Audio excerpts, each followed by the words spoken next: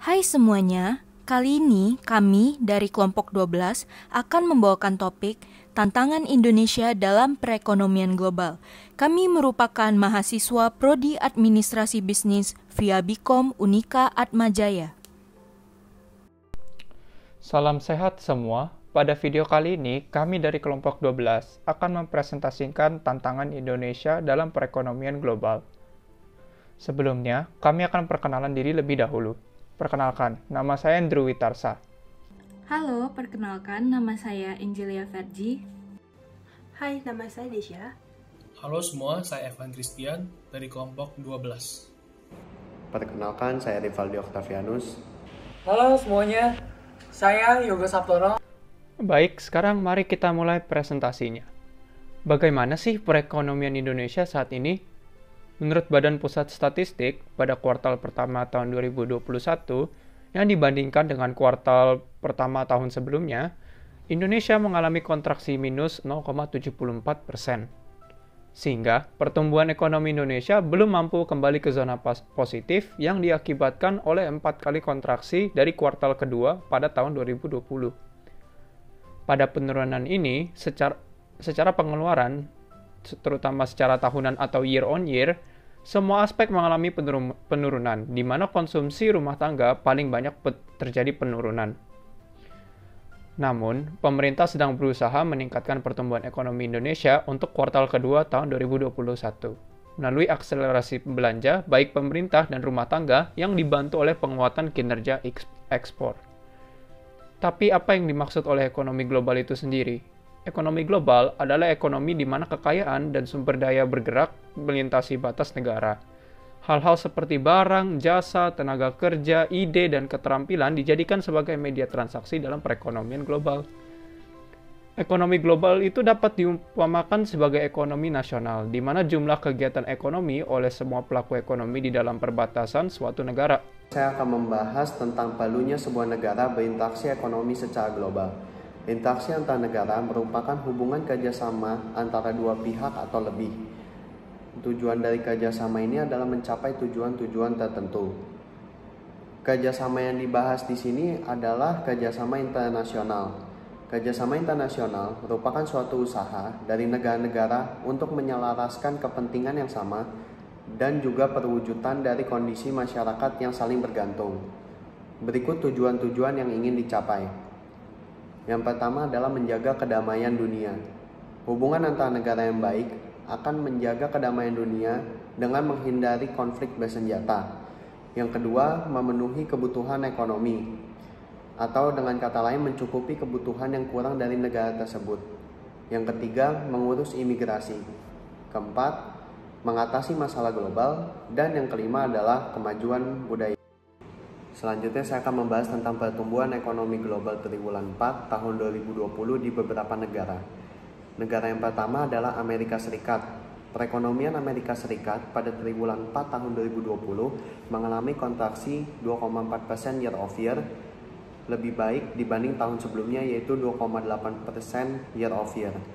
Negara yang kedua adalah Korea Selatan. Perekonomian Korea Selatan pada triwulan 4 tahun 2020 mengalami kontraksi 1,4% year over year, lebih dalam dibanding tahun sebelumnya yaitu min 1,1% year over year. Negara yang ketiga adalah negara Jepang. Perekonomian Jepang pada triwulan 4 tahun 2020 mengalami kontraksi 1,2% year over year, lebih kecil dibanding tahun sebelumnya yaitu 5,8% year over year. Hal itu disebabkan oleh lemahnya permintaan domestik.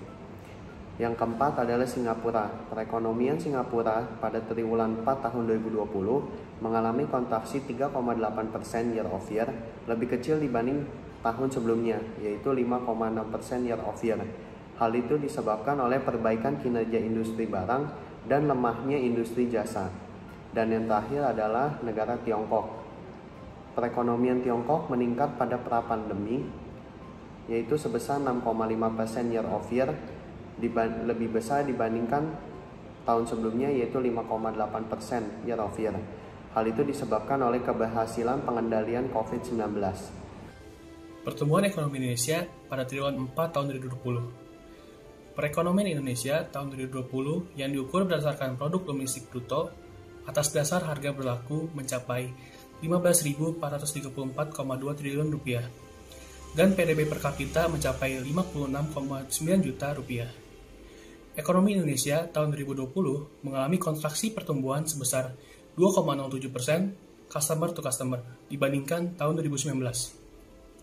Ekonomi Indonesia pada triwulan 4 tahun 2020 terhadap triwulan 4 tahun 2019 mengalami kontraksi pertumbuhan sebesar 2,19% year on year.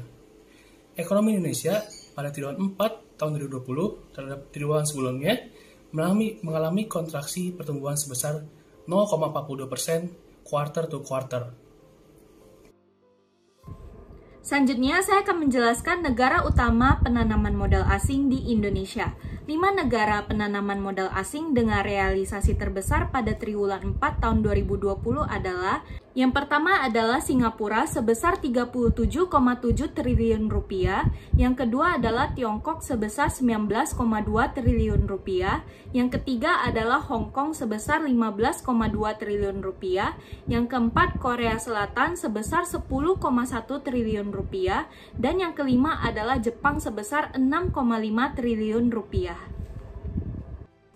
Baik, kali ini saya akan membahas negara tujuan ekspor utama di Indonesia.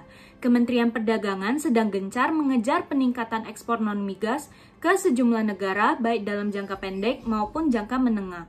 10 negara tujuan ekspor utama di Indonesia adalah China, Amerika Serikat, Jepang, India, Singapura, Filipina, Korea Selatan, Vietnam, dan Thailand. Komoditi Indonesia sudah banyak diekspor ke berbagai negara, mulai dari negara tetangga hingga negara yang tersebar di Eropa. Menurut Kementerian Dalam Negeri, tercatat 10 komoditi yang juga tersebar ke dalam 10 negara yang berbeda-beda. 10 komoditi tersebut diantaranya, yang pertama adalah tekstil dan produk tekstil, kedua elektronik, ketiga karet dan produk karet, keempat sawit, kelima produk hasil hutan, keenam alas kaki, ketujuh otomotif, 8 udang, 9 kakao, dan 10 kopi. Baik, selanjutnya saya akan membahas negara importir utama untuk Indonesia. Negara yang pertama adalah Tiongkok, kedua Singapura, 3 Jepang, 4 Amerika Serikat, 5 Malaysia, 6 Korea Selatan, 7 Thailand, 8 Australia, 9 India, dan 10 Taiwan. Peningkatan impor yang relatif tinggi berasal dari negara Tiongkok dan Singapura yang masing-masing naik sebesar 14,3% atau setara dengan 556,2 juta US dollar dan 24,5% month on month atau setara dengan 234,8 juta US dollar. Tiongkok merupakan negara asal impor terbesar bagi negara Indonesia di Desember 2020 dengan nilai yang mencapai 4,5 miliar US dollar atau dengan proporsi mencapai 30,9% dari total impor Indonesia. Globalisasi adalah suatu bentuk integrasi ilmu dan teknologi secara mendunia. Salah satu bentuk globalisasi kepada Indonesia adalah dibangunnya MRT yang dahulu hanya berada di beberapa negara maju. Globalisasi berkontribusi pada sebuah negara melalui pembangunan infrastruktur, pertumbuhan ekonomi, dan meningkatkan kerjasama dan relasi dengan negara lain. Globalisasi dapat menjadi solusi bagi negara berkembang. Salah satunya adalah kegiatan ekspor-impor dengan negara lain untuk meningkatkan pendapatan negara. Dengan adanya globalisasi, diharapkan bahwa kerjasama dan perekonomian internasional dapat berkembang dan saling mempengaruhi. Namun, terdapat beberapa dampak buruk dari globalisasi ekonomi. Salah satunya yaitu terancamnya produk domestik yang berkompetisi dengan merek luar negeri. Dan keuntungannya, produk domestik dapat menembus pasar luar negeri. Nah, contoh dari produk negara yang sudah dikenal pasar luar negeri adalah mie instan atau yang terfavoritnya adalah Indomie. Bagi ekonomi nasional, globalisasi membantu dalam meningkatkan komoditas barang domestik Indonesia dan dapat menurunkan tingkat kemiskinan secara jangka panjang. Nah, dengan adanya globalisasi, negara dapat memenuhi kebutuhan dan meningkatkan pendapatan negara untuk kemakmuran masyarakat. Terdapat beberapa hal yang menyebabkan perlambatan ekonomi global. Yang pertama, produksi dan konsumsi tidak seimbang. Jika jumlah produksi lebih tinggi dibanding daya beli konsumen, maka mengakibatkan penumpukan barang. Lalu, jika daya beli konsumen lebih tinggi dari jumlah produksi, maka negara itu harus impor.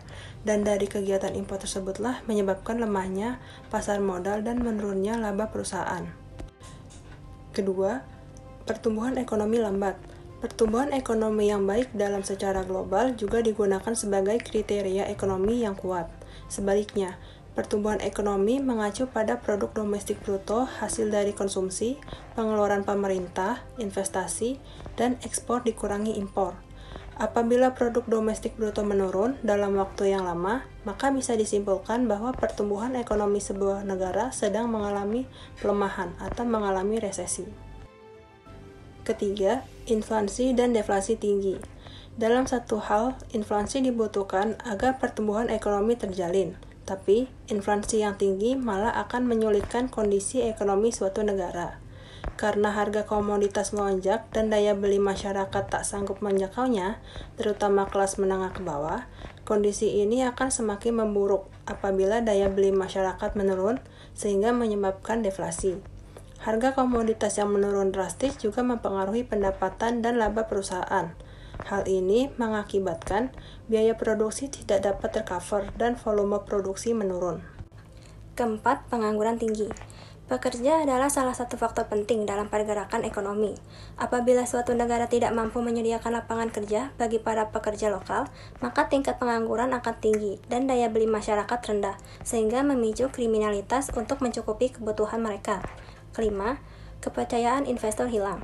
Untuk perekonomian yang lebih baik, suatu negara harus bisa menciptakan iklim investasi yang kondusif dari segi keamanan ataupun proyek strategis. Hal ini dilakukan agar dapat menarik para investor. Tapi, jika pertumbuhan ekonomi menurun, maka kepercayaan investor akan hilang dan menyebabkan pertumbuhan ekonomi lambat, bisnis lesu, dan banyak produsen yang meminimalisir jumlah produksi mereka. Tantangan Indonesia dalam perekonomian global. Setidaknya ada beberapa sumber tantangan global yang akan dihadapi oleh Indonesia sepanjang tahun ini. Pertama itu perang dagang dan proteksionisme yang memberikan resiko terhadap perekonomian Amerika Serikat dan Tiongkok, yang dimana kedua negara ini merupakan negara utama mitra dagang Indonesia. Selanjutnya adanya moderasi pertumbuhan Tiongkok. Kondisi ini jelas berpotensi memberikan tekanan pada neraca perdagangan Indonesia.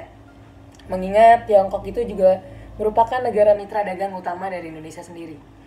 Tantangan berikutnya yaitu fluktuasi harga komoditas. Hal ini akan memberikan resiko pada neraca perdagangan yang menerima negara untuk sebuah subsidi. Strategi Indonesia dalam menghadapi tantangan global di bidang ekonomi.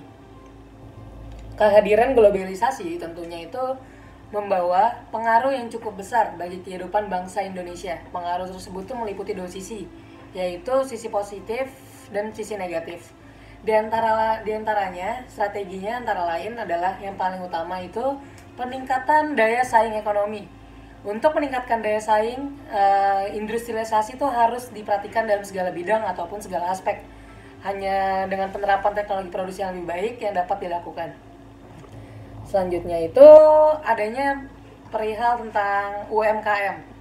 Belum adanya fundamental dalam perekonomian negara kita saat ini mendorong pemerintah untuk memperdayakan usaha mikro, kecil, dan menengah, karena sektor ini tuh mampu menyerap tenaga kerja yang cukup besar dan memberi peluang bagi UMKM untuk berkembang dan bersaing dengan perusahaan yang cenderung modalnya lebih tinggi atau modal insentif ya.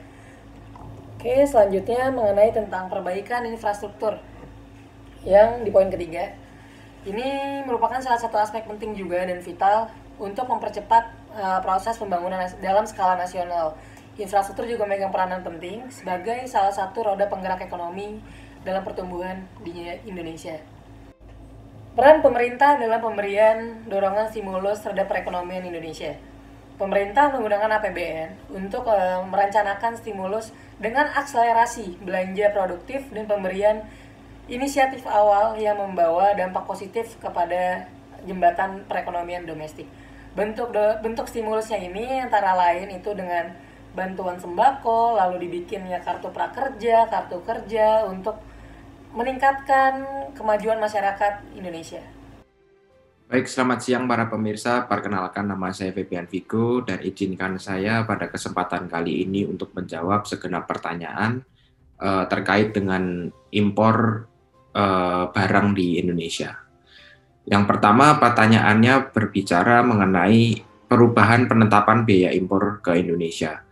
Penetapan biaya impor di Indonesia belum begitu signifikan mengenai eskalasinya. Yang sering saya temui di lapangan itu bahwa pengetatan dari regulasi impor itu sangat sering dipertegak karena memang dengan tujuan untuk mencegah dan mengantisipasi adanya pemasukan barang secara ilegal. Kemudian untuk pertanyaan yang kedua, menurut Anda dengan adanya pembebanan biaya impor merubah pembebanan biaya impor sebanding dengan kenyamanan usaha yang didapat?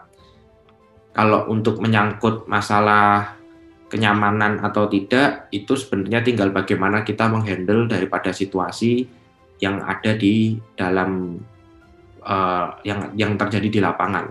Kurang lebihnya seperti itu. Kemudian pertanyaan selanjutnya mengenai strategi perusahaan yang dilakukan agar tetap bisa bersaing.